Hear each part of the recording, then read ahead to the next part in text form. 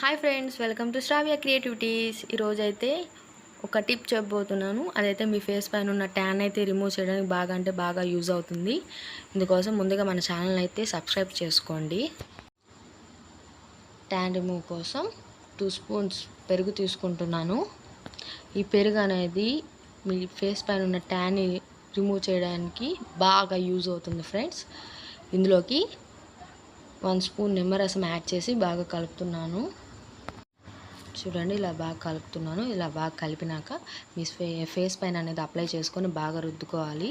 బాగా రుద్దుకున్నాక చల్లటి నీళ్ళతో అనేది వాష్ చేసుకున్నారంటే మీకు రిజల్ట్ అనేది బాగా తెలుస్తుంది. మీకైతే 1 వీక్లోనే మీకు రిజల్ట్ అనేది బాగా కనిపిస్తుంది.